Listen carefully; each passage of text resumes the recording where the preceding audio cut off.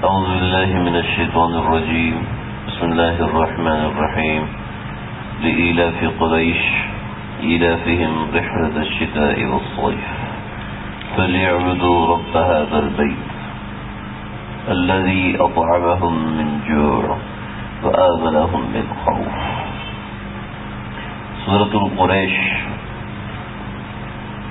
سورة قریش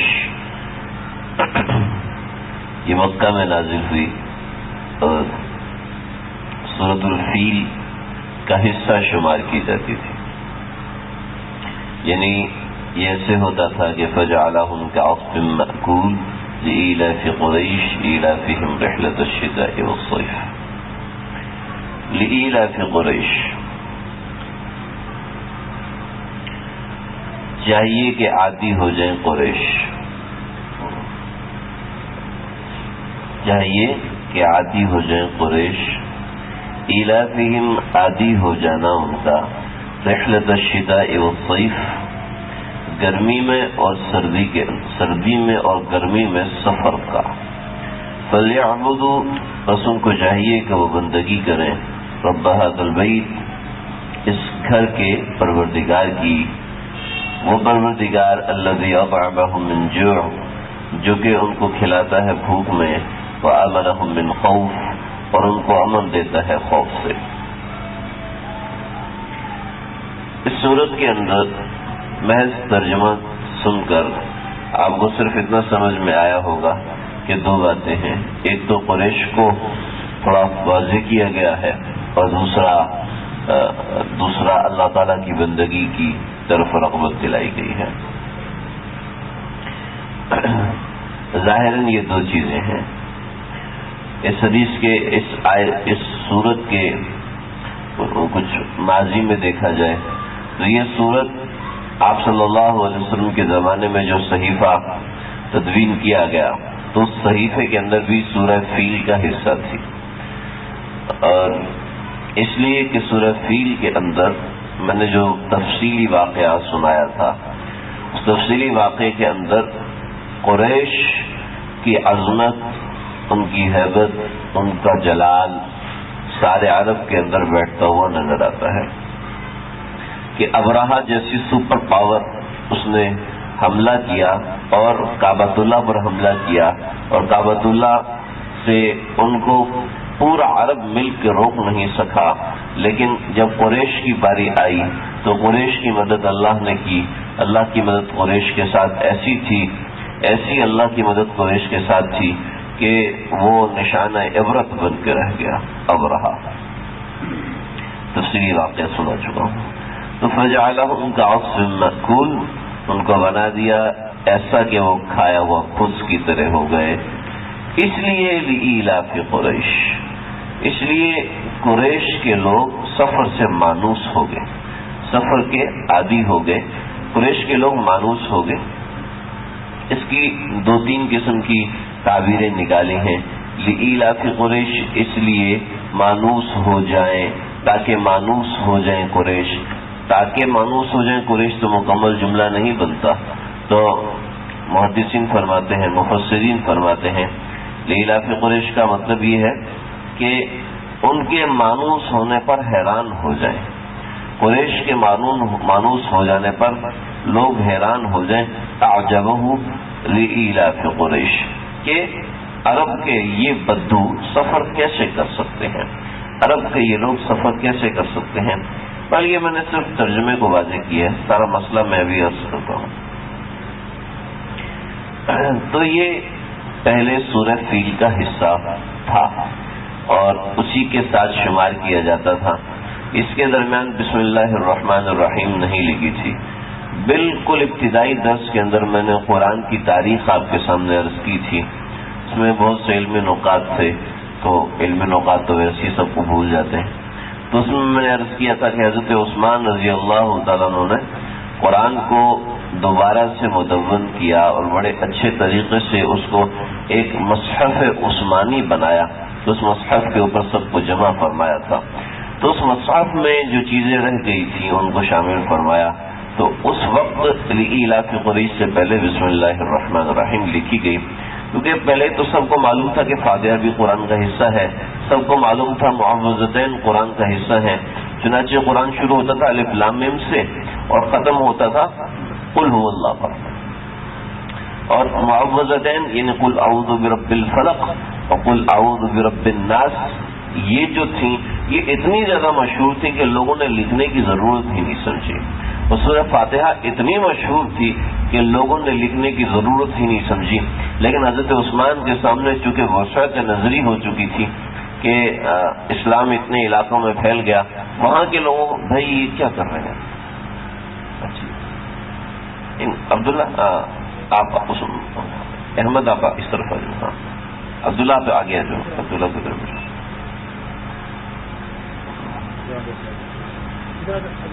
بچوں کو شیطان تنگ کرتا ہے نا، تو وہ جب بھی قرآن کی کوئی بات نہیں، جب بھی قرآن کی کوئی بات ہوتی ہے تو شیطان ان کو ہاں ٹھیک ہے، تو شیطان ان کو کہتا ہے کہ ذرا تم بھی اچھلو کودو، حضرت والا رحمۃ اللہ علیہ نے فرمایا تھا۔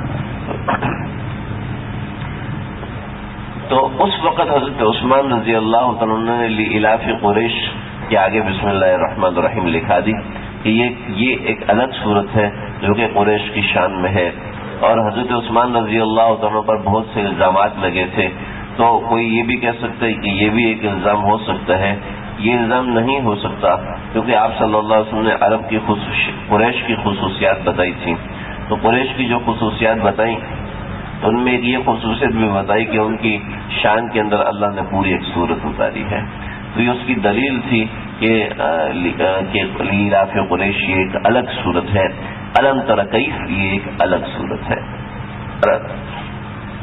یہاں تک ایک ابتدائی بات ہے، لإلاف قریش چاہیے کہ مانوس ہو چکے ہوں، اور عربوں کو مانوس ہو جانا، قریش کو مانوس ہونا چاہیے یا قریش مانوس ہو چکے ہیں، یہ ترجمہ حضرت تھانوی رحمۃ اللہ علیہ نے فرمایا ہے، مگر انہوں نے اعلام کو زائدہ مان کے اس طریقے سے ترغیب فرمائی۔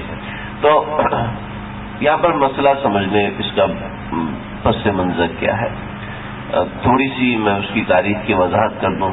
تاریخ اور انصاب کے اندر عام طور پہ تھوڑی قوت حافظہ زیادہ ضروری ہوتی ہے، اور آج کے زمانے میں تو اپنا نمبر بھی یاد نہیں ہوتا کسی کو، اتنی قوت حافظہ کمزور ہو چکی ہے، آگے چلتے ہو سکتے ہیں نام کی سپیلنگ بھی نہ آتے ہو سکتا ہے نام بھی لکھنا نہ تو صرف انگوٹھا چلتا ہو۔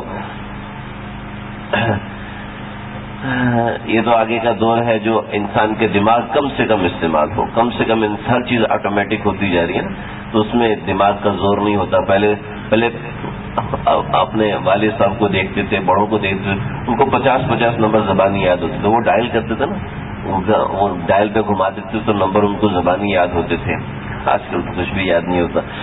تو عربوں میں نسب کو یاد رکھنا یہ بڑا زبردست قسم کا فن ہوتا تھا، حتیٰ کہ عرب لوگ اپنے گھوڑوں کے نسب کو بھی یاد رکھتے تھے، بکریوں کے نسب کو بھی یاد رکھتے تھے، حتیٰ کہ ہاتھ میں جو چھڑی ہوتی تھی ان کے نام بھی ہوتے تھے، اور وہ کس درخت سے نکلی ہے وہ بھی ہوتا تھا، اور وہ کس نے بویا تھا وہ بھی ہوتا تھا۔ چنانچہ آپ صلی اللہ علیہ وسلم حج کے زمانے میں جو چھڑی استعمال کر رہے تھے، جس چھڑی سے آپ استعلام کر رہے تھے، یہ چھڑی کر کے اس کو بوسہ دیتے تھے، تو اس کا نام تھا محجن، محجن اس چھڑی کا نام تھا۔ اور جس اونٹنی پر آپ بیٹھے تھے اس کا نام تھا قصوہ، جس اونٹنی پر آپ بیٹھ کر آپ صلی اللہ علیہ وسلم حج کے سفر پر تشریف لائے۔ پھر جو تلوار آپ کے نیام میں تھی وہ تلوار تھی ذوالفقار۔ تو یہ ہر چیز کا نام ہوتا تھا، صرف ان کا نام نہیں بلکہ ہر ایک کی تلواروں کا، حضرت علی کی تلوار کا بھی نام تھا، اور ایسے دیگر صحابہ نے اپنی تلواروں کے نام رکھے ہوئے تھے۔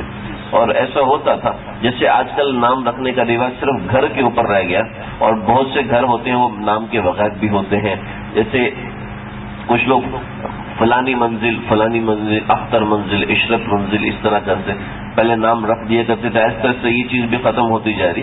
تو عربوں میں یہ ہوتا تھا، ہر چیز کا ایک نام ہوتا تھا، اور تو انسانوں کا نسب کس قدر محفوظ ہوتا تھا۔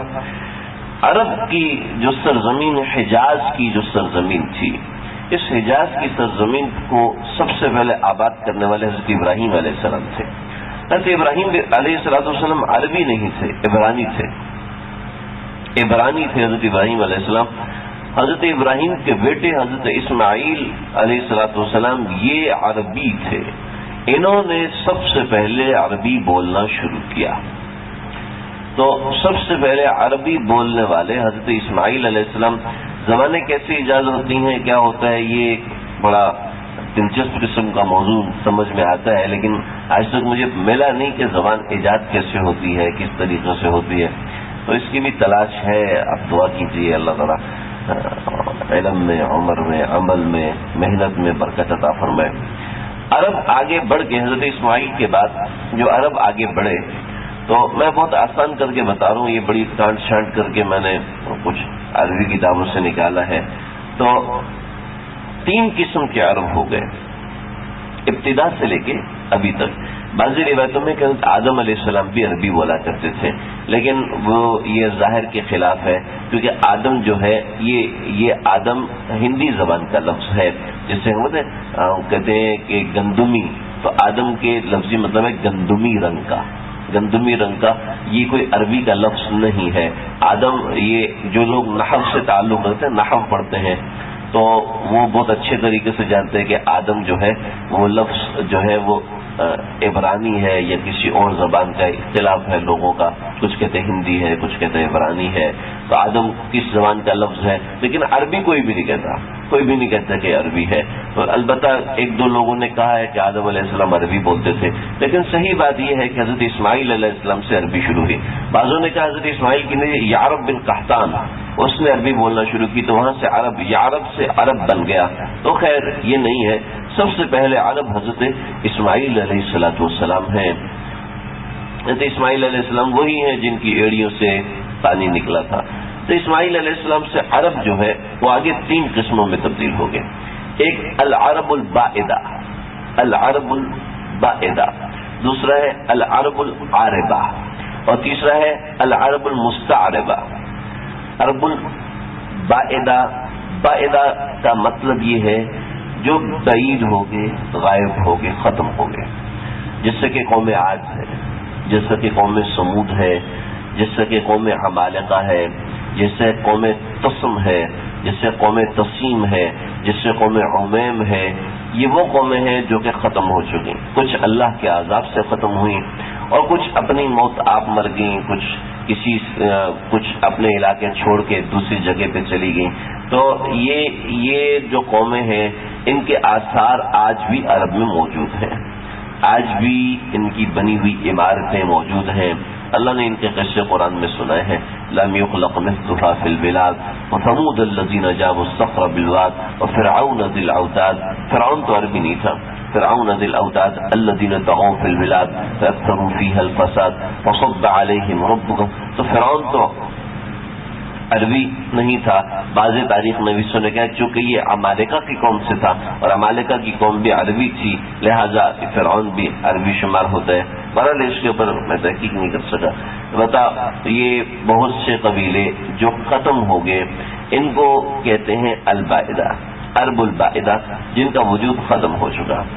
پھر اس کے بعد جو عرب میں ابھی تک موجود ہیں، یمن، حضر موت اور ان دوسرے علاقوں میں جو عرب کے آج علاقے ہیں، یہ جو عرب تھے جو کہ قحطان کی قوم میں سے تھے، قحطان کی نسل میں سے تھے.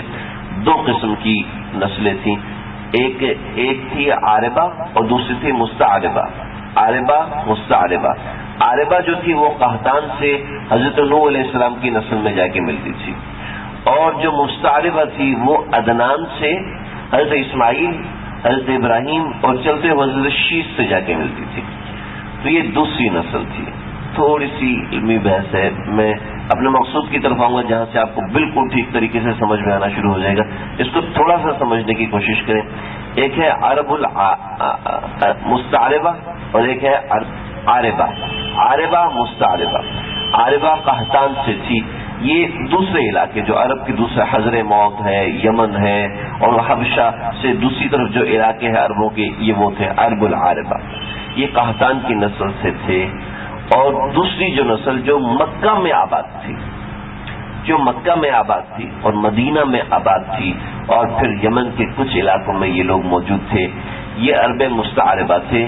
مستعربہ کا مطلب یہ ہے کہ جنہوں نے جن کو شرف حاصل ہوا آپ صلی اللہ علیہ وسلم کی مہمانی کا، آپ صلی اللہ علیہ وسلم کے ساتھ رہنے کا.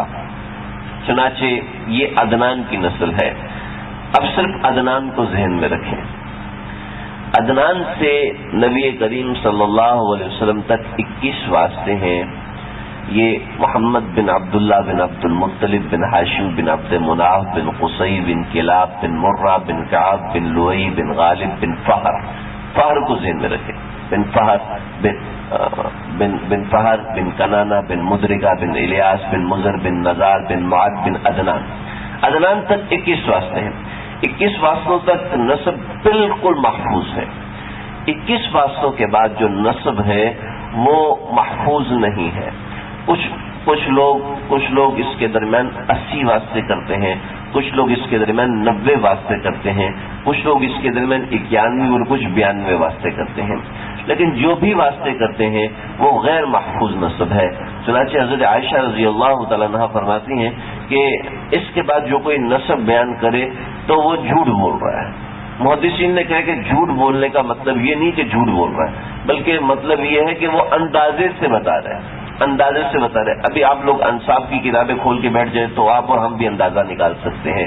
نسب کی کتابیں جن کو نسب سے تھوڑا سا بھی شغف ہے تو وہ نکال لیں گے. کوئی ایسا مسئلہ نہیں ہے، یہ کوئی اتنی مشکل بات نہیں ہوتی، تو وہ نکال لیں گے. تو جو بھی کرے گا اندازے سے کرے گا. عدنان سے پہلے جو نسل ہے وہ بالکل محفوظ ہے. عدنان کے بعد کوئی محفوظ نہیں ہے، مختلف فیہ ہے، لیکن بہرحال لوگوں نے لکھا ہے. جو میں نے آپ کو 21 واسطے بتائے، اس کے اندر محمد بن عبداللہ بن عبد المطلب بن ہاشم بن عبد مناف بن قصی بن کلاب بن مرہ بن کعب بن لؤی بن غالب بن فہر. یہ جو فہر تھا، فہر، اس کی آگے جو اولاد یہ جو میں نے ابھی تک گنا ہے، غالب ہے، اس کے نیچے لؤی ہے، اس کے نیچے کنانہ ہے، اس کے نیچے یہ جو اولاد چل رہی ہے یہ ساری کی ساری اولاد قریشی کہلاتی ہے. سب سے پہلا قریشی فہر تھا. 2 قسم کی روایتیں ہیں. ایک روایت یہ ہے کہ نام اس کا تھا قریش اور لقب اس کا تھا فہر، اور دوسری روایت ہے کہ نام اس کا تھا فہر اور لقب اس کا تھا قریش. قریش کے لفظی مطلب یہ ہوتے ہیں کہ جو تلاش کرے، لیکن تلاش عربی بڑی فصیح زبان ہے. اس میں ہر لفظ کے لیے مختلف الفاظ ہوتے ہیں. جیسے ہماری زبان میں بعض الفاظ ایسے جن کے لیے کوئی لفظ نہیں ہے، وہ انگریزی کا لفظ استعمال کرتے ہیں، فارسی کا لفظ استعمال کر رہے ہوتے ہیں ہم لوگ. لیکن عربی زبان ایسی ہے کہ جس میں ایک گھوڑے کو پکارنے کے لیے 500 الفاظ ہیں. گھوڑا دوڑ رہا ہے، گھوڑا آہستہ دوڑ رہا ہے، گھوڑا تیز دوڑ رہا ہے، گھوڑا سفید ہے، گھوڑا چتکو رہا ہے. ہر ایک کا الگ نام، ہر ایک کا الگ. ایک تلوار کو بلانے کے لیے 20 نام ہے، تلوار کے لیے 20 نام، بعضوں نے 70 نام بھی لکھے. تو ایسے ہی قریش جو وہ شخص جو کہ تلاش تو کرے لیکن کسی اور کے لیے تلاش کرے. جو فہر تھا، فہر، انہوں نے ان کی زندگی کا جو مشغلہ تھا وہ یہ تھا، یہ دوسروں کی خدمت کا موقع تلاش کرتے تھے کسی طریقے سے مجھے دوسروں کی خدمت کا موقع ملے. چنانچہ ساری زندگی لوگوں کی خدمت میں، لوگوں کو کھانا کھلانے میں، لوگوں کو پانی پلانے میں، لوگوں کا سودا سلف لانے میں ساری زندگی گزارتے، ساری زندگی دوسروں کی خدمت میں گزارتے. مجھے ایک واقعہ یاد آیا. حضرت تھانوی رحمۃ اللہ علیہ کے خلیفہ تھے غالباً مولوی شمس الدین رحمۃ اللہ علیہ. ان کے زمانے میں ان کا گاؤں تھا، خان صاحب تھے، مولانا شمس اللہ خان صاحب. تو مولانا نہیں تھے، شمس اللہ خان صاحب کوئی عام آدمی تھے حضرت تھانوی رحمۃ اللہ علیہ کے زمانے میں. تو انہوں نے ان کے گاؤں میں ایک آدمی تھا درزی. تو ان کے گاؤں میں کوئی چوری ہو گئی. تو جس کے یہاں چوری ہوئی تھی اس نے درزی کو کہا کہ یہ چور ہے. تو انہوں نے درزی کو بلایا، مولانا شمس اللہ خان صاحب نے درزی کو بلایا تو کہا کہ ہاں بھائی تو نے چوری کی ہے. اتنا بڑا مجمع دیکھ کے نا وہ گھبرا گیا. میں وہ کہنے لگا کہ میں نے نہیں کی, لیکن وہ گھبرا گیا. تو گھبرایا کیوں ہے؟ اس کا مطلب تو ہی چور ہے. تو ایک تھپڑ کھینچ کے اس کے منہ پہ مارا, درزی کو منہ پہ تھپڑ مارا. درزی چپ کر کے بیٹھ گیا. شام کو وہ نکل گیا حضرت گنگوئی رحمۃ اللہ علیہ کے پاس. وہاں جا کے سارا قصہ سنایا. حضرت گنگوئی نے کہا ہم اس کو سیدھا کر لیتے ہیں, اب جاؤ. اس شمس اللہ کا حضرت تھانوی سے ایک تعلق تھا. حضرت گنگوئی رحمۃ اللہ علیہ نے اس تعلق کی بنا پر ان کو خط لکھا کہ تم نے ایک درزی کو تھپڑ مارا, اس شک کی بنیاد پر مارا کہ اس نے چوری کی ہے. کیا اللہ کو اس سوال کا جواب دے دو گے کہ تم نے تھپڑ حق پہ مارا تھا یا نہ حق پہ تھپڑ مارا تھا؟ یہ خط لکھ کے بھیجا شمس اللہ کے پاس. یہ شمس اللہ نے خط پڑھا, اسی وقت آ گیا اور دوپہر میں پہنچے حضرت گنگوئی رحمۃ اللہ علیہ کے قدموں میں بیٹھ گئے اور کہنے لگے کہ حضرت کو جگا دیں, بتائیں ایک مجرم آیا معافی مانگنا چاہتا ہے. تو گنگوئی رحمۃ اللہ علیہ کو یاد نہیں تھا کیا قصہ, مصروف بہت ہوتے تھے, کتابیں پڑھایا کرتے تھے. جب دیکھا کہ ہاں اچھا شمس اللہ خان تو آیا, کہاں سوال کا جواب دینے کے لیے تیار رہنا. کہا حضرت مجھے کوئی تسلی دے. کوئی تسلی نہیں, جاؤ سوال کا جواب تیار رکھو یا پھر خلاصی کرو. ان کے ہاں تو ایسے ہوتا تھا. چنانچہ وہ اٹھے اور واپس چلے گئے. پورے علاقے کے امیر تھے شمس اللہ خان صاحب. تو اگلے دن ان کے نوکر چاکر اور سب بڑے امیر کبیر آدمی تھے. تو اب بگی پہ بیٹھے اور وہاں پر چلے گئے درزی کے گھر, اور درزی کا دروازہ کھٹکھٹایا, ٹک ٹک ٹک ٹک. کہا جی ملازم ہوں, کچھ سامان منگوانا ہے تو بتا دیجیے. کہا اچھا. ٹوکری لی, بازار میں گئے. خادم پیچھے چل رہے ہیں. ٹوکری لی اور بازار میں گئے, سامان خریدا, سامان لا کے دیا. تو ان کے تجھے یہ والی گوبھی تھوڑی گئی تھی, دوسری والی گوبھی گئی تھی, وہ گوبھی لے کر آ. چلو جی, دوبارہ ٹوکری اٹھائی, لے کر گئے. تجھے پانی بھی لانے کو کہا تھا, فلانے کنویں سے لانے کا کہا تھا, وہ جی فلانے کنویں پہ جا رہے ہیں, خادم ساتھ چل رہا ہے. حضرت ہمیں دے دے گا, نہیں جی, لے کر گئے. مرتے دم تک خدمت کرتے رہے. وصیت میں لکھا کہ اللہ کے واسطے قیامت کے دن مجھ سے سوال نہ کر. یہ لوگ تھے اللہ سے ڈرنے والے ہیں. کیسے ایک سوال کے پیچھے, ایک سوال کا اتنا خوف, ایک سوال کا اتنا ڈر. اللہ تعالیٰ ہم سب کو بھی نصیب فرما دے. تو یہ مجھے خدمت سے یاد آ گیا, میں نے کہا سنا تو یہ فہر لوگوں کی خدمت کیا کرتے. اس کی زندگی کا ایک بہت بڑا کارنامہ ہے. حسان بن عبد الکلال, یہ یمن کا گورنر تھا. اس نے بھی ابراہا جیسی حرکت کی. وہ یہ حرکت کی کہ اس نے پورا لشکر لے کر آیا, اور لشکر لے کر آیا اور کہنے لگا کعبۃ اللہ کے کچھ پتھر ہمیں دے دو. ابھی کیوں؟ کہ میں صنعاء کے اندر ایک گرجا بنا رہا ہوں, اس کے اندر میں کعبۃ اللہ کے کچھ پتھر لگانا چاہتا ہوں.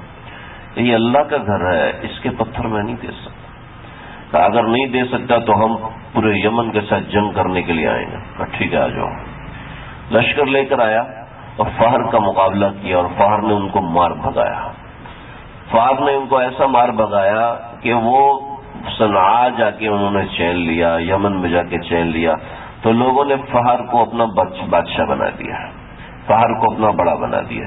جب جو نسب اس سے چلا ہے وہ نسب آگے چل کے بنا قریش, اور اس کی جو خدمت ہے آگے قریش کو ورثے میں ملی. اجعلتم سقایۃ الحاج و امارۃ المسجد الحرام, کہ یہ مسجد حرام کی خدمت گزار کرتے کرتے کرتے کرتے آج تک مسجد حرام کی خدمت قریش کر رہے ہیں. آج تک مسجد حرام خدمت کی سعادت, زمزم کی خدمت کی سعادت یہ قریش کر رہے ہیں. صرف کنجی ہے, وہ آپ صلی اللہ علیہ وسلم نے فرمایا تھا کہ یہ تیرے عثمان تیرے خاندان میں رہے گی, لہذا کنجی حضرت عثمان, وہ عثمان جو مکہ کے رہنے والے حضرت عثمان بن مظعون, ان کے خاندان کے ہاتھ میں آج تک وہ کنجی موجود ہے. فتح مکہ کے موقع پر آپ صلی اللہ علیہ وسلم نے کنجی ان کے حوالے کی تھی. فرمایا تھا کہ کوئی ظالم ہی تجھ سے کنجی چھینے گا ورنہ تجھ سے کوئی کنجی چھین نہیں سکے گا. ہمارے حضرت شیخ دامت برکاتہم حضرت فیروز عبداللہ میمون صاحب دامت برکاتہم پچھلی دفعہ جو پچھلے حج کے سفر پہ گئے تھے تو فرمایا تھا کہ ہم ان کے خاندان کے لوگوں سے ملے ہیں. انہوں نے بتایا کہ عجیب حالت ہوتی ہے کہ خاندان میں ایک لڑکا رہ جاتا ہے, خاندان یعنی کہ وہ نسل چلتی آ رہی ہے وہ ختم ہونے ہو سکتی ہے لیکن دوسری نسلیں ختم ہوگی, یہ نسل ابھی تک ختم نہیں ہوئے.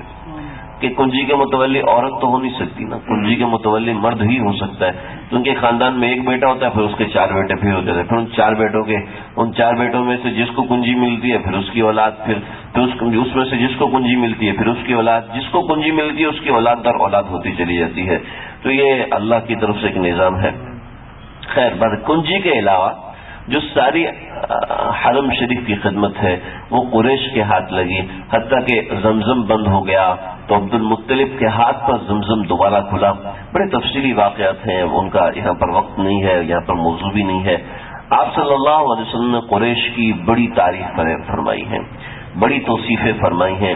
اس تعریف اور توصیف کی بنیادی وجہ دوسروں کی خدمت کرنا تھی. ہمارے استاد فرماتے تھے کہ مسلمان کی زندگی میں جو ترا امتیاز ہے وہ دوسروں کی خدمت کرنا ہے. مسلمانوں کو جو لیڈرشپ ملی تھی وہ اس لیے ملی تھی کہ دوسروں کی خدمت کرنا. دوسروں کی خدمت یہ اتنا بڑا اعزاز ہے, اتنا بڑا اعزاز ہے کہ اس سے بڑا کوئی اعزاز ہو نہیں سکتا کہ اللہ نے قریش کو باوجود اس کے کہ وہ مسلمان نہیں تھے قریش کی قرآن میں تعریف کر دی, اور آج تک وہ 4 آیتیں قرآن میں لکھی ہیں جس کا آج ہم درس کر رہے ہیں. یہ قریش سارے کے سارے مسلمان تو نہیں تھے, یہ اکثر قریش حالت کفر میں تھے کہ ان کی تعریف و توصیف کی وجہ سے سورت نازل ہوئی کہ یہ خدمت گزار تھے. بنی اسرائیل کے 70,000 لوگ ایک دن میں ذبح کیے گئے, مارے گئے اللہ کے حکم سے, سب کو قتل کیا. لیکن وہ جس کی وجہ سے مارے گئے نا وہ شخص سامری, قال فما خطبک یا سامری, سامری کی وجہ سے سارے کے سارے لوگ مارے گئے. لیکن سامری کو اللہ نے نہیں مارا کہ سامری کو قتل نہیں کرنا. کہ کیوں؟ سامری کو اس لیے قتل نہیں کرنا کہ یہ خدمت گزار ہے, لوگوں کی خدمت کرتا ہے, لوگوں کا خیال رکھتا ہے, اس کے دکھ درد میں اس کا شریک. مسلمانوں کا معاشرہ جس وجہ سے پھیلا تھا وہ تقریریں نہیں تھیں جی, وہ درس قرآن نہیں تھے, وہ آپ صلی اللہ علیہ وسلم کی پاکیزہ مجالس نہیں تھیں, اس کی وجہ سے اسلام نہیں پھیلا. یا اگر کسی کے ذہن میں غلط فہمی تو نکال دے, دین ایسے نہیں پھیلا. دین کیسے پھیلا؟ جو بھی بندہ آتا تھا وہ مارکیٹ میں آتا تھا. ہندوستان کے تاجر, افغانستان کے تاجر, ایران کے تاجر اور ازبکستان کے تاجر اور یہ سب تجار کا جانا ثابت ہے. مدینہ شریف جاتے تھے. ہمارے ہاں کیا ہوتا ہے, میں تھوڑا سا آپ کو بتا دوں. ہمارے ہاں یہ ہوتا ہے کہ پہلے تو یہ ہوتا تھا کہ باہر تاجروں سے جا کے ڈیل کر لیتے تھے اور ان سے ہول سیل پہ لے لیتے تھے. ان جو باہر سے آنے والے تاجروں کو یہاں کے ریٹ کا معلوم نہیں ہے, لہذا وہ ان کے ریٹ پر ایمان لا کے ان کو ریٹ دے دیا کرتے تھے. اب ساری کی صحیح تجارت ان لوگوں کے ہاتھ میں ہوتی تھی. اور جب مدینہ تاجر آتے تھے, مدینہ تو ایک مرکز تھا, مکہ والوں کو بھی مدینہ سے ٹچ کر کے گزرنا پڑتا تھا. مکہ ایک تجارتی گزرگاہ کا مرکز تھا, سارے کے سارے تجار آتے ہیں اور وہ کہتے ہیں ہم تم سے باہر آ کے چیز نہیں خریدیں گے, تم آؤ پہلے ہماری مارکیٹ دیکھو, مارکیٹ میں ریٹ دیکھو, مارکیٹ میں ریٹ دیکھنے کے بعد تم اپنا ہول سیل طے کرو, ہم اس ہول سیل میں خریدیں گے. پہلے ریٹیل دیکھو, اس کے بعد ہول سیل رکھو, پھر ہم تم سے سامان خریدیں گے, پھر ہم اس کو ریٹیل میں بیچیں گے. یہ حال تھا.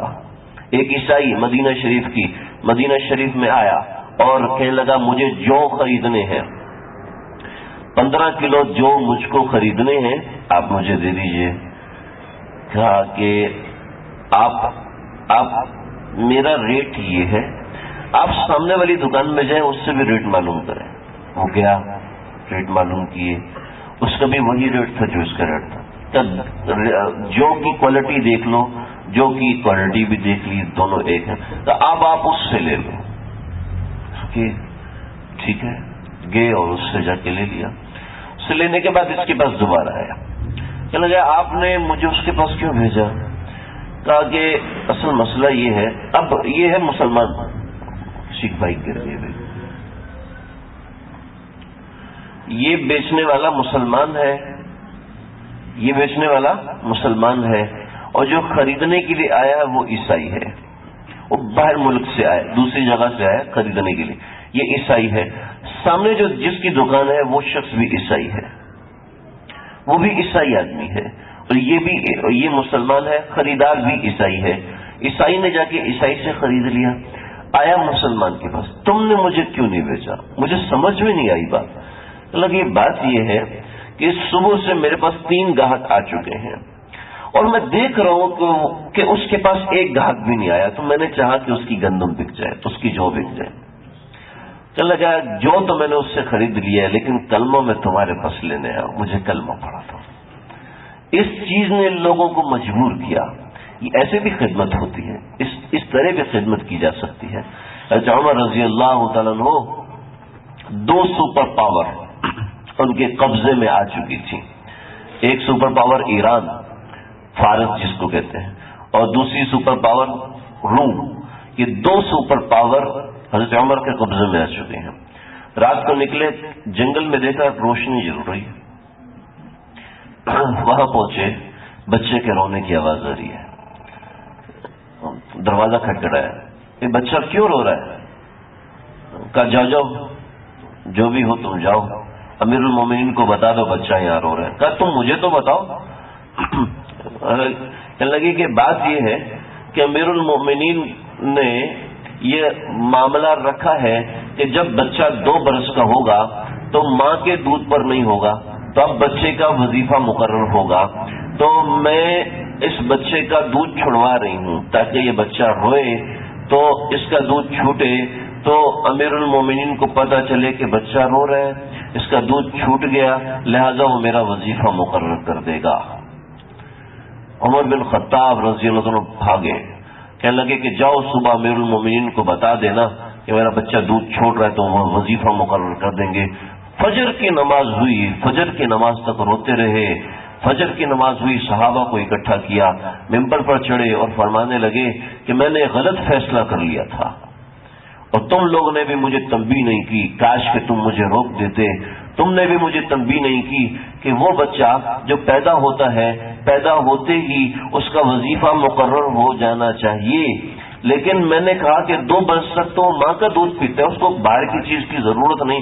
کاش کہ میں یہ خیال کرتا کہ ماں کو بھی تو کچھ کھانے کی ضرورت ہوتی ہے، لہذا وہ بچہ جو ہے ماں کا جو دودھ پیتا ہے وہ ماں کی خوراک سے بنتا ہے. کاش کہ میں بچے کا وظیفہ مقرر کر دیتا. آج میں اللہ سے توبہ کرتا ہوں اور جتنے بچے پیدا ہوئے ان سب کا وظیفہ دیتا ہوں. یہ خدمت خلق ہے، یہ خدمت خلق. اس چیز نے اسلام کو 22.5 لاکھ مربع میل تک پہنچا دیا تھا. حضرت معاویہ رضی اللہ تعالیٰ عنہ، حضرت معاویہ رضی اللہ عنہ کی مدد کی ضرورت پڑی حضرت عمر کو، تو فرمایا کہ ہمیں مدد کی ضرورت حضرت عمر کو، حضرت عثمان کو. حضرت معاویہ نے جو ٹیکس لیا تھا، ٹیکس پورے علاقے سے لیا، سارا کا سارا ٹیکس لاکھوں درہم میں تھا، واپس کر دیا کہ یہ ہم امیر مقرر کر رہے ہیں اور یہ ہم ٹیکس آپ کو جو ہم نے لیا تھا پورے سال کا کہ ہم آپ کی حفاظت کریں گے، ہم یہ ٹیکس آپ کو واپس کر رہے ہیں. جب مسلمان وہاں سے گئے ہیں تو کفار دھاڑے مار مار کے نیچے گر رہے تھے کہ یہ دین سچا دین ہے، یہ دین پکا دین ہے، کہ یہ انہوں نے ہماری خدمت کے پیسے دیے اور جب خدمت نہیں کر سکے تو واپس کر کے جا رہے ہیں. اللہ اکبر. اس چیز نے ایمان کو دلوں میں راسخ کیا تھا. اس چیز نے یہ ہماری تقریروں نے تھوڑی کیا تھا. یہ تقریروں سے ایمان تھوڑی پھیلتا ہے، ایمان عمل سے پھیلتا ہے، خدمتوں سے پھیلتا ہے. ہمارے محلے، ہمارے معاشرے میں کتنے ایسے لوگ مستحق ہوتے ہیں اور ضرورت مند ہوتے ہیں، جانتے بوجھتے ہوئے بھی ان سے غافل ہو جانا، جانتے بوجھتے ہوئے بھی ان کی خدمت نہ کرنا. گھر میں ہو تو گھر میں ساس کو خدمت کی ضرورت ہے، بہو کرنے کو تیار نہیں ہوتی، تو یہ ہم اپنے آپ کو مسلمان کہلواتے ہیں۔ گھر کے اندر خدمت کی ضرورت ہے، بھائی کو کرنے کو تیار نہیں ہے، خدمت کی ضرورت ہے، بہن کو کرنے کو تیار نہیں ہے، کیا ہے جی بس دل نہیں مانتا، جی خدمت کی ضرورت ہے باپ کو، جی نہیں مانتا۔ دیکھیں خدمت ایک ایسی چیز ہے جس کے ذریعے سے بندہ بڑی اونچی پرواز اٹھا لیتا ہے۔ یہ اللہ نے سورہ قریش کیوں نازل کی؟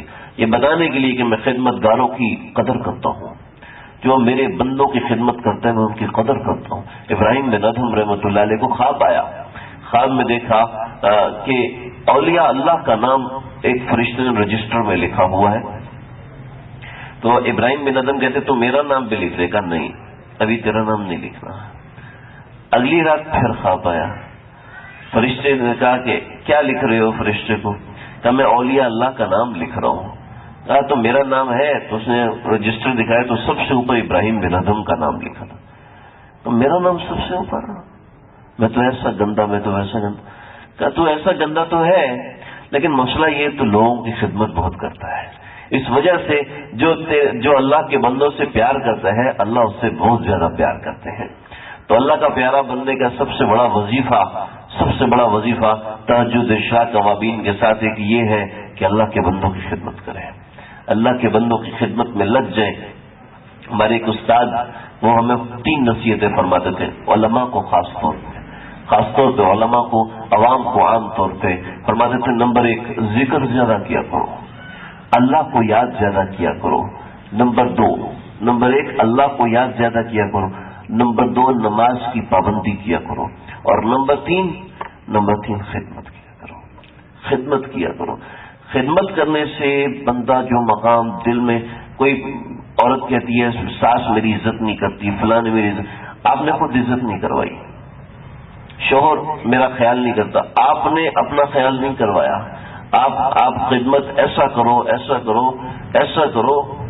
کرو کہ شوہر کے دل میں جگہ بن جائے، ایک شوہر کی ضرورت بن جائے۔ خدمت ہر انسان کی ضرورت ہے کہ نہیں ہے؟ تو یہ کیوں نہیں بن رہا؟ یہ اس لیے نہیں بنتا کہ اس نے اپنے آپ کو VIP بنا کے رکھا ہے، نہیں جی مجھے کیا ضرورت ہے خدمت کر۔ تو خدمت سے انسان وہ مقام حاصل کر لیتا ہے جو کسی اور ذریعے سے حاصل نہیں ہو سکتا۔ یہ قریش کو جو مقام ملا اسی وجہ سے ملا۔ اجعلتم سقایۃ الحاج و عمارۃ المسجد الحرام، کون تھے قریش؟ مسلمان تھے؟ مسلمان نہیں تھے، اللہ نے تعریف کر دی، لإلاف قریش إیلافہم رحلۃ الشتاء والصیف، پورا یہ ہے نا، إیلافہم رحلۃ الشتاء والصیف، کہ ان کو مانوسیت ہو گئی سردی اور گرمی دونوں کے سفر کی۔ کیسے مانوسیت ہوگی سردی اور گرمی دونوں کے سفر کی؟ کہ عرب کے اندر ڈاکو ہوتے تھے، بحری قذاق ہوتے تھے، صحرائی ڈاکو ہوتے تھے جو کہ قافلوں کو لوٹ لیا کرتے تھے۔ یہ محمد بن قاسم جو آئے تھے ہندوستان میں یہاں پر، وہ کس لیے آئے تھے؟ وہ بحری قذاقوں نے حملہ کیا تھا، اس کی وجہ سے ان کا انتقام لینے کے لیے آئے تھے۔ بحری قذاقوں کا تعلق ہندوستان سے تھا، لہذا ان کو ختم کرنے کے لیے آئے تھے۔ ڈاکو بہت زیادہ تھے، لیکن قریش والوں کو کوئی ڈاکو چھڑتے نہیں تھے، کوئی ڈاکو قریش والوں کو نہیں چھڑتا تھا۔ میں ابھی بتاتا ہوں اس کو۔ لإیلاف قریش کو سفر سے مانوسیت ہو گئی۔ کیوں مانوسیت ہوگی؟ ایلافہم رحلۃ الشتاء والصیف، کہ وہ سردی اور گرمی دونوں میں سفر کرتے تھے۔ سردی اور گرمی میں دونوں میں سفر نہیں ہو سکتا تھا، ایک سفر ہو سکتا تھا، ایک برس میں ایک سفر ہو سکتا تھا۔ آج تو سفر کے آلات زیادہ ہیں تو بتانے کی بھی ضرورت نہیں۔ پہلے زمانے میں بڑا لمبا 6 مہینے کا سفر ہوتا تھا، اور 6 مہینے کے سفر میں کیا ہوتا تھا؟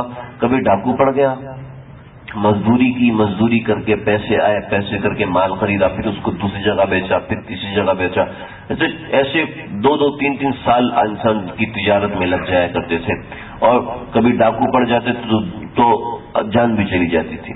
چنانچہ یہ بعد میں بڑے طویل واقعات ہیں، بہت طویل واقعات ہیں کہ حجاج کرام تک کو لوگوں نے شہید کیا، حجاج کرام تک کا راستہ روکا گیا، تو یہ راستے کے بدامنی کی وجہ سے۔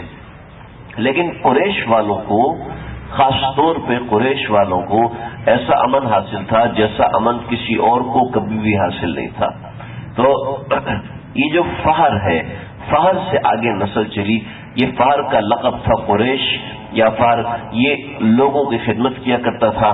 پھر آگے چلتے چلتے یہ خدمت آگے بڑھتے بڑھتے، یہ تھوڑی سی بات رہے گی میں اس کو پورا کر دوں، یہ آگے چلی.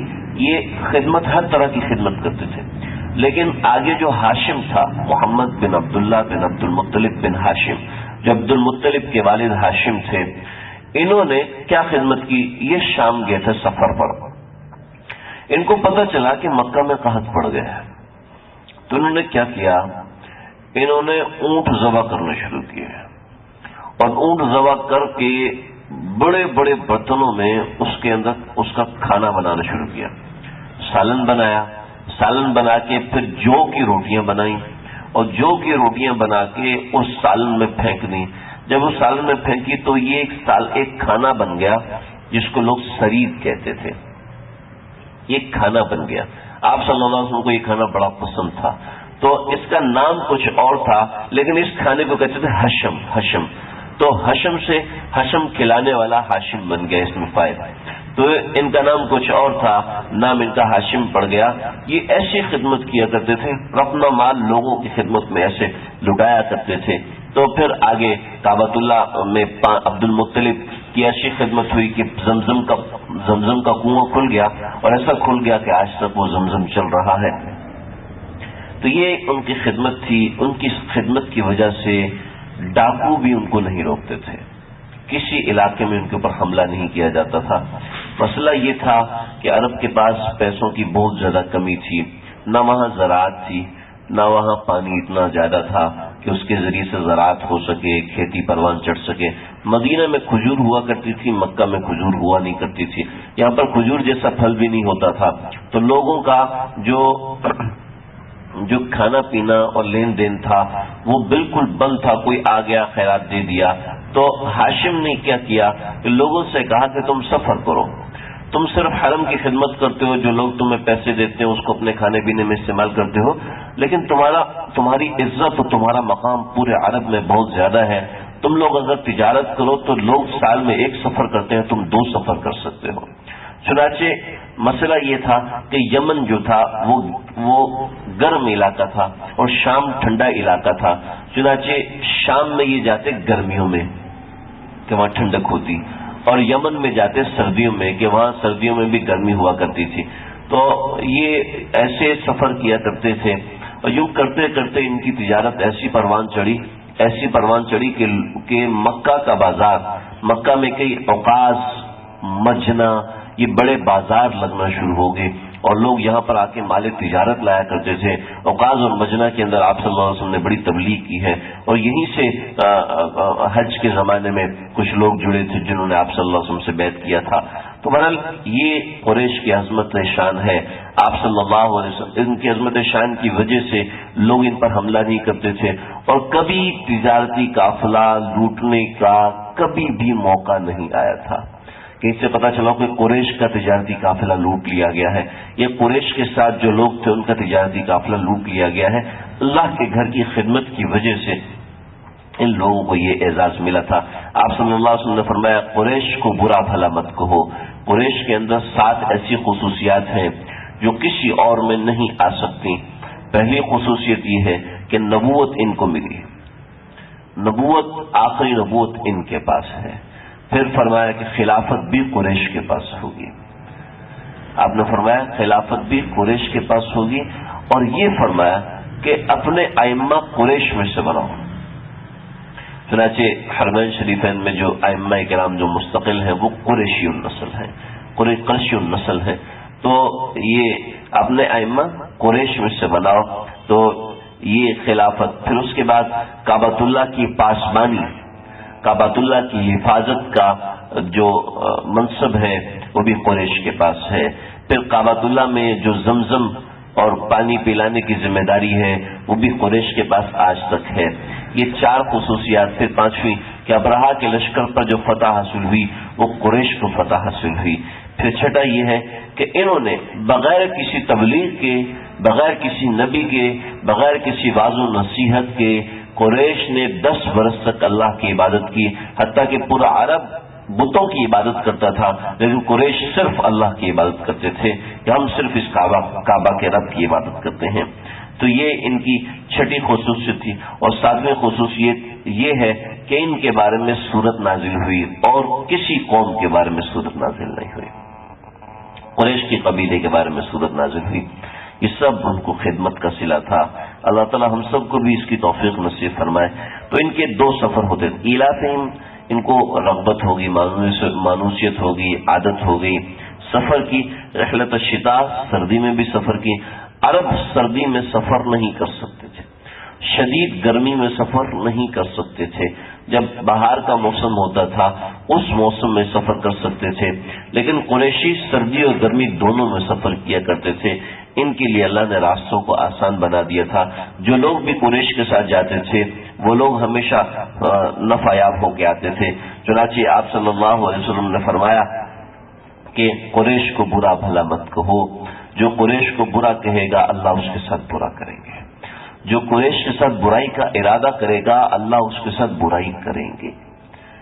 کسی کو اشکال ہو سکتا ہے قریش کے ساتھ برائی کا ارادہ کرے گا تو ارادے کے اوپر تو کوئی گناہ نہیں ہے، تو پھر قریش کی عظمت اس قدر ہے کہ کوئی ارادہ بھی کرے گا تو ارادے سے مراد ہے عزم کر لینا، منصوبہ بنا لینا، یا ارادے سے یہ مراد ہے۔ ارادے سے یہ مراد نہیں ہے کہ ان کی تھوڑی سی بھی برائی آ جائے۔ چنانچہ آپ صلی اللہ علیہ وسلم نے قریش کو برا بھلا کہنے سے منع کیا اور عرب کو برا بھلا کہنے سے منع کیا۔ فرمایا کہ لا تسبوا العرب فإني عرب، عرب کو برا مت کہو، ان کو گالیاں مت دو، ان کو برا مت کہو، کیوں؟ کیونکہ میں عربی ہوں، لہذا میرا ادب کرتے ہوئے زبان بند کر لیا کرو۔ چنانچہ اگر کسی کو کوئی برائی نظر آئے تو زبان بند کر لینی چاہیے، زبان نہیں کھولنی چاہیے، چاہے وہ کیسے ہی گناہ میں ہو۔ آپ نے ایک اور حدیث یاد ہے، آپ صلی اللہ علیہ وسلم نے فرمایا عرب کو برا بھلا مت کہو، کیونکہ ان میں ایک ایسا عالم آئے گا جو اپنے علم سے 7 زمینوں کو بھر دے گا۔ امام احمد بن حنبل رحمۃ اللہ علیہ فرماتے ہیں اس سے مراد امام شافعی ہے کہ قریش کے جتنے بھی علماء گزرے ان کے اندر امام شافعی سے بڑھ کر کوئی نہیں ہے جس کا علم کا چرچا اتنا زیادہ ہوا ہو۔ چنانچہ امام شافعی کے بڑے عجیب و غریب فضائل میں ایک یہ فضیلت بھی ہے، بعض لوگوں نے کہا ہے کہ یہ حدیث ضعیف ہے، لیکن امام احمد بن حنبل جیسا شخص ضعیف حدیث سے استدلال نہیں کر سکتا، لیکن کمزور روایت بھی ہے تب بھی فضائل کے اندر چل جاتی ہے۔ امام شافعی رحمۃ اللہ علیہ کے ملفوظات کی ایک چھوٹی سی کتاب ملتی ہے، محمود اشرف عثمانی صاحب نے وہ کتاب لکھی ہے، بڑے بہترین اس میں ملفوظات ہیں، کسی کو موقع ہو تو ضرور دیکھے، بہت فائدہ مند کتاب۔ میں ذاتی طور پہ آپ کو بتا رہا ہوں انتہائی فائدہ مند، اس میں عجیب عجیب ملفوظات۔ ایک ملفوظ ابھی یاد آ رہا ہے کہ جتنے تم کسی کام کے لیے اسباب اختیار کرتے ہو اس سے تھوڑا سا زیادہ اللہ سے دعا کیا کرو۔ سمجھے؟ اگر 50 روپے کے اسباب اختیار کیے تو 51 روپے کی دعا کرو، سمجھ رہے؟ 50% اسباب اختیار کیے تو 51% دعا کرے، نہیں اس سے تھوڑا سا زیادہ دعا کرے اور دعا پہ بھروسہ ہے۔ ایک بڑی زبردست نصیحت یاد ہے، فرمایا کہ وہ پیسہ جو تمہارے ہاتھ میں ہے اور تمہارا ہے تو اس پہ شکر ادا کرو، بجائے اس پیسے کے جو کسی اور کے ہاتھ میں ہے لیکن ہے تمہارا، تمہیں ملے گا تو صحیح لیکن خوار ہو کے ملے گا، لہذا اس پیسے کی قدر کرو جو تمہارے اپنے ہاتھ میں ہے۔ ایسی حکمت آمیز باتیں، ایسی حکمت آمیز باتیں۔ امام شافعی رحمۃ اللہ علیہ ایک مرتبہ رات کے وقت حاضر ہوئے اپنی ماں کے پاس، اپنی ماں کے پاؤں چومنا شروع ہو گئے۔ بیٹا لوگ تجھ سے ملنے کو لائنیں لگاتے ہیں، تو میرے پاؤں چوم رہے ہیں۔ کہا ماں میں آپ کے پاؤں نہیں چوم رہا، میں تو جنت کو چوم رہا ہوں، میں نے سنا ہے الجنت تحت اور قدمي امہات، جنت ماں کے دونوں پاؤں کے نیچے ہے۔ امام شافعی فرماتے تھے جو مسجد کی صفائی کرتا ہے تو مسجد کا ایک بال اٹھاتا ہے اس کو اتنا ثواب ملتا ہے جتنا کہ مسجد سے مردہ گدھا نکال دینے کا ثواب ملتا ہے۔ تو یہ ایک مشہور قول ہے، لیکن یہ قول امام شافعی کا، لوگ اس کو حدیث سمجھتے ہیں، میں کہا چلیے اس کو واضح کر دوں۔ اور یہاں پر کوئی پریشان نہ ہو، امام ابو حنیفہ کے فضائل اس سے کئی گنا زیادہ ہیں۔ امام ابو حنیفہ کے بارے میں آپ صلی اللہ علیہ وسلم نے فرمایا علم جب ثریا ستارے تک پہنچ جائے گا. آپ دیکھتے ہیں یہاں سے تو ہمیں نظر نہیں آتا. میں اس مسجد میں کیا نا مجھے وہاں پہ ایک چھوٹا سا ستارہ نا بڑا چمک, میں نے کہا یہ جہاز آ رہا ہے کیا, ادھر ایک ہی جگہ پہ کھڑا ہوگا کیا, نہیں یہ ستارہ ہے.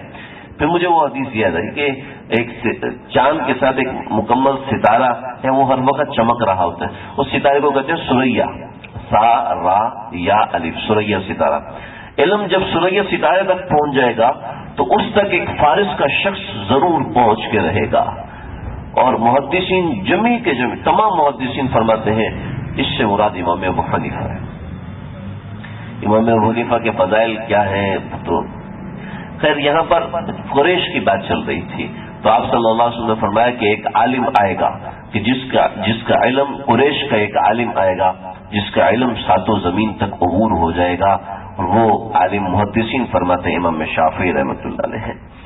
چنانچہ جب اللہ نے یہ تمہارے اوپر انعام کیا, اکرام کیا, تو پھر کیا کرو, فَلْيَعْبُدُوا رَبَّ هَٰذَا الْبَيْتِ, تو پھر اس پروردگار جو اس رب کا, اس گھر کا رب ہے, اس کی بندگی کرو, اسی کے سامنے سجدہ ریز ہو, دوسروں کے سامنے, دوسرے بتوں کے سامنے سجدہ ریز مت ہونا. بندگی اور عبادت صرف اور صرف اللہ کے لیے ہو. بندگی کیا ہوتی ہے؟ بندگی کا ایک, بندگی کہنے کو بندہ بن جانا, اس کا لفظی مطلب یہ ہے, لیکن میں آپ کو تھوڑا وضاحت کروں بندگی ہوتی کیا ہے. بندگی, کوئی بھی شخص دین پر چلنا شروع کرتا ہے تو دین کی ابتدا میں اس کے لیے تھوڑی سی مشکل ہوتی ہے, پھر آسانی ہوتی ہے, پھر مشکل ہوتی ہے, پھر آسانی ہوتی ہے. چلتے چلتے ایک موقع آتا ہے جب اس کو عبادات کا شوق ایسا پیدا ہوتا ہے. یہ پہلی منزل ہوتی ہے, جو بندہ اللہ والا بنتا ہے اس کی پہلی منزل ہوتی ہے, اس کو عبادت کا شوق انتہائی زیادہ ہونا شروع ہو جاتا ہے. اللہ سے تعلق کا شوق انتہائی زیادہ ہونا شروع ہوتا ہے. تصوف کی اصطلاح میں کہتے ہیں, اس کو کہتے ہیں شوق. جب بندے کے عبادت کا شوق بڑھتا ہے اور وہ عبادت کرتا ہے تو عبادت کے فوراً بعد ایک تعلق نہیں ملتا, کچھ وقت کے بعد ایک تعلق ملنا شروع ہوتا ہے. اس تعلق کو اصطلاح میں کہتے ہیں انس. پھر اس انس کے بعد جب بندہ اپنے ذکر اذکار میں لگا رہتا ہے, عبادت میں لگا رہتا ہے, تو یہ انس آگے جا کے ایک اور کیفیت میں تبدیل ہوتا ہے. اس کیفیت کو کہتے ہیں مقام. اس کیفیت پر آگے اس کے پاس 1 کروڑ آ جائے یا پھدو فقیر بن جائے, اس کے دل کا زاویہ اللہ تعالی سے نہیں ہٹتا. اس کی تمام کیفیت مستقل ہو جاتی ہیں, ہر قسم کی کیفیت مستقل ہو جاتی ہے. چاہے وہ نماز پڑھے, چاہے وہ ذکر کرے, چاہے ذکر میں ناغہ ہو, چاہے نفل پڑھے, چاہے نفل نہ پڑھے, اس کا تعلق اللہ سے ویسے مضبوط رہتا ہے. یہ میں عادت بنانے کے لیے کہہ رہا, کبھی آگے پیچھے سفر اور اس معاملات میں کبھی ہو جائے تو اس کا تعلق اللہ سے بگڑتا نہیں, اور کبھی اگر گناہ ہو جائے تو پھر وہ ایسے تڑپ جاتا ہے جیسے وہ جو قطب نما کی سوئی تڑپ جاتی ہے. اس جگہ کو کہتے ہیں مقام. ٹھیک ہے.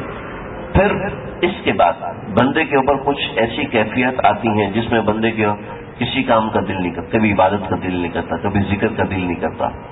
اس کیفیت کو کہتے ہیں قبض. پھر وہ کیفیت بند کھلنا شروع ہوتی ہے, اس کو کہتے ہیں بسط. اور پھر جب یہ کیفیات ختم ہو جاتی ہیں تو بندے کا ایک دل کا تعلق اللہ سے جڑ جاتا ہے. ایک ایسا ہوتا ہے جس کو خواجہ مجذوب صاحب نے فرمایا تھا, ہم اور تم آگاہ ہیں اس ربط خفی سے, معلوم کسی اور کو یہ راز نہیں ہے. اس کیفیت کا نام ہے بندگی. سمجھ رہے؟ اس کیفیت کا نام ہے عبودیت. میں اور آپ اپنے آپ کو دیکھیں, ہم کون سی جگہ پر ہیں, کون سے مقام پر ہیں, کون سی جگہ پر ہیں. بعض دفعہ پہلے کی کیفیت بعد میں آ جاتی ہیں, بعد کی کیفیت پہلے آ جاتی ہیں. مناسب یہ ہے کہ بندہ یہ کیفیات کسی شیخ سے رابطے میں رہے, اس سے پوچھ کے چلتا رہے, تو یوں اللہ سے بندے کا تعلق بنتا ہے. اللہ ہم سب کو بھی ابدیت کی انتہا نصیب فرمائے. ابدیت کی ابتدا تو نصیب فرمائی دے, انتہا نہیں ہے. پھر ابدیت کی انتہا ہوتی ہے, پھر اس کے بعد کوئی غوث بنتا ہے, کوئی قطب بنتا ہے, کوئی ابدال بنتا ہے, اور حضرت تھانوی رحمۃ اللہ علیہ فرماتے ہیں ہم صرف انسان بننا چاہتے ہیں، یعنی بندگی تک آ جائیں. فَلْيَعْبُدُوا رَبَّ هَٰذَا الْبَيْتِ، بندگی کا مطلب صرف نماز پڑھنا نہیں ہے، بندگی کا مطلب صرف روزہ رکھنا نہیں ہے، بندگی کا مطلب صرف خیرات کرنا نہیں ہے، بندگی کا مطلب سارے کے سارے، بندگی کا آسان مطلب بتاؤں، سارے کے سارے معاملات کے اندر اللہ کی رضا کو دیکھیں. میں یہ جو کر رہا ہوں میرا اللہ مجھ سے راضی ہے، میں یہ جو کر رہا ہوں اللہ کی رضا اس میں ہوگی یا میں اپنے نفس کو خوش کرنے کے لیے کر رہا ہوں. فَلْيَعْبُدُوا رَبَّ هَٰذَا الْبَيْتِ، بندگی کرو اس گھر کے پروردگار کی. بندگی کو میں نے واضح کیا ہے، یہاں پر عبادت کرنا ہی مراد ہے. اس آیت کے اندر عبادت کرنا مراد ہے، کیونکہ قریش دوسرے بتوں کو بھی پوجا کرتے تھے اور قریش مانا کرتے تھے کہ ہمارے گھوڑوں کا پیدا کرنے والا یہ ہے، ہمارے پانیوں کو چلانے والا یہ ہے، ہماری فصلوں کو اگانے والا یہ ہے، لیکن ہمیں کھانا کھلانے والا اللہ ہے، ہمیں امن دینے والا اللہ ہے، ہمیں دریاؤں سے نکالنے والا اللہ ہے. تو اللہ نے یہاں پر بتا دیا الذی اطعمہم من جوع، وہ اللہ ہے جو تمہیں کھلاتا ہے بھوک میں، وآمنہم من خوف، اور خوف میں تمہاری حفاظت کرتا ہے. خوف میں جیسے ابرہہ کا واقعہ سنایا، اس میں تمہاری حفاظت کی، اور ایسی تم اسفار کرتے ہو اس میں تمہاری حفاظت کی. تو قریش میں ایسا تصور ہی نہیں تھا کہ قریش کا کوئی قافلہ لوٹ لیا گیا ہو. چنانچہ بدر میں کھلبلی جو مچی تھی وہ اسی وجہ سے مچی تھی کہ مسلمان قافلے کو لوٹنے کے لیے آئے تھے. تو یہ یہاں پر اللہ رب العزت نے ان کو اپنی پہچان کروائی. پہلا ان کو عزت دی، مرتبہ دیا، مقام دیا، پھر ان کو حکم دیا کہ تم کتنے ہی اونچے ہو جاؤ لیکن بندگی آخرکار اللہ ہی کی مطلوب ہوگی، اللہ ہی کی بندگی ہوگی. پھر اپنی پہچان کروائی کہ میں تمہیں کھلاتا ہوں، میں ہی تمہیں خوف سے نجات دیتا ہوں. قاضی ثناء اللہ پانی پتی رحمۃ اللہ علیہ مرزا مظہر جانے جانا رحمۃ اللہ علیہ کے خلیفہ تھے. مرزا مظہر جانے جانا رحمۃ اللہ علیہ بہت بڑے اللہ والے، ایسے بڑے اللہ والے تھے کہ دہلی کے اندر ان کو گولی لگی تھی. گولی لگی تو کسی نے، تو گولی اس زمانے میں بارود والی ہوتی تھی، اتنی موٹی گولی ہوتی تھی، تو وہ گولی اندر جا کے پھٹ جاتی تھی تو بارود آہستہ آہستہ جسم سے نکلتا تھا. تو گولی لگی تو کہنے لگے حضرت کیا حال ہے؟ کہ حال تو بہت اچھے ہیں، درد کا کوئی مسئلہ نہیں ہے، لیکن جو بدبو آ رہی ہے نا اس سے دماغ پھٹا جا رہا ہے. ایسے تھے. اور کیسے تھے؟ ایک مرتبہ کسی نے رضائی ہدیہ کی تو رضائی اوڑھ کے لیٹ گئے، کافی دیر تک نیند نہیں آئی. مریدوں نے رضائی کو چیک کیا، کوئی کھٹمل، کوئی ایسی کوئی کیڑی، کوئی چونٹی، کوئی کچھ بھی نہیں. تو کہنے لگے پتہ نہیں کیا ہے، مجھے سمجھ میں نہیں آ رہا، الجھن ہو رہی ہے، اس وجہ سے نیند نہیں آ رہی. تو انہوں نے چیک کیا کہ رضائی کی ایک سلائی ٹیڑھی لگی ہوئی تھی. اتنی نزاکت تھی مزاج میں کہ ٹیڑھی لگی ہوئی سلائی جو ہے وہ اندر ہضم نہیں ہو رہی، نظر تو نہیں آ رہی تھی لیکن ہضم نہیں ہو رہی تھی. کہ ایک بندے کو نا بعض دفعہ جو صاف مزاج کے ہوتے ہیں نا ان کو کبھی غصہ آ رہا ہوتا ہے، تو ان کو جو غصہ آ رہا ہوتا ہے نا وہ چیک کریں کہ ان کو غصہ آنے کی وجہ بعض دفعہ گندگی بھی ہوتی ہے، یہ گندگی کی وجہ سے آدمی چڑچڑے پن کا شکار ہو جاتا ہے. تو مرزا مظہر جانے جانا رحمۃ اللہ علیہ کے ساتھ بھی یہی ہوا کہ یہاں پر ایسے پریشان. بادشاہ خود آیا، حضرت خدمت میں بیٹھا رہا، حضرت پانی پلا دوں گا؟ جی پلا دیجیے. تو بادشاہ نے مٹکے سے پانی لیا اور گلاس دینا، بوتل دینا مجھے. مٹکے کو نا گلاس ایسے رکھتے ہیں، تو بادشاہ نے گلاس ایسے رکھ دیا اور پانی پلا کے کہا حضرت آپ کے لیے کسی خادم کا انتظام کر دوں؟ تو کوئی ضرورت نہیں ہے. بادشاہ کو گلاس رکھنا نہیں آتا، الٹا گلاس رکھ لیا، سر میں درد ہو گیا، اور تیرا خادم کیا کرے گا، وہ تو اور سر میں درد کرے گا، جاؤ جلدی سے چلے جاؤ یہاں سے چلے جاؤ. ایسے نازک مزاج کے تھے مرزا مظہر جانے جانا رحمۃ اللہ علیہ. بہت بڑے اللہ والے، ان کی کرامات اور چیزیں کبھی عرض کروں گا. انہوں نے اپنے مرید قاضی ثناء اللہ پانی پتی رحمۃ اللہ علیہ نے جب پوچھا حضرت دشمن کا خوف ہے، بڑی پریشانی ہے، آپ کوئی وظیفہ فرما دیں. فرمایا کہ لإیلاف قریش ایلافہم رحلۃ الشتاء والصیف فلیعبدوا رب ھذا البیت. یہ جو صورت ہے یہ پڑھ لیا کرو، ہر قسم کے خوف سے نجات مل جائے گی۔ چنانچہ کہیں اللہ تعالیٰ حفاظت فرمائے، کہیں فائرنگ ہو رہی ہے، کوئی دشمنی ہے، تو وہاں پر اس صورت کو پڑھ لیا کریں۔ کتنی دفعہ پڑھنا ہے یہ کہیں بھی نہیں لکھا، 3 بار پڑھ لیں، 7 بار پڑھ لیں، 11 مرتبہ پڑھ لیں۔ لإیلاف قریش، کہیں کسی غیر مرئی طاقت سے مقابلہ ہے، لإیلاف قریش پڑھ لیں، اللہ حفاظت فرمائیں گے۔ یہ اور قاضی ثناء اللہ پانی پتی رحمۃ اللہ علیہ فرماتے، میں نے بہت آزمایا، ہر دفعہ یہ مجھے مجرب نظر آیا، کہیں بھی مجھے خطرہ تھا میں یہ پڑھ لیتا تھا، میری اللہ تعالیٰ حفاظت فرماتے تھے۔ تو یہ ایسی صورت ہے کہ اس کو ایسے مشکل مقامات پر، کوئی کسی جگہ لڑائی ہو گئی وہاں پر لإیلاف قریش پڑھ لیں، اور انشاءاللہ اللہ تعالیٰ آپ کی اس موقع پر، اس مقام پر حفاظت فرمائیں گے۔ تو لإیلاف قریش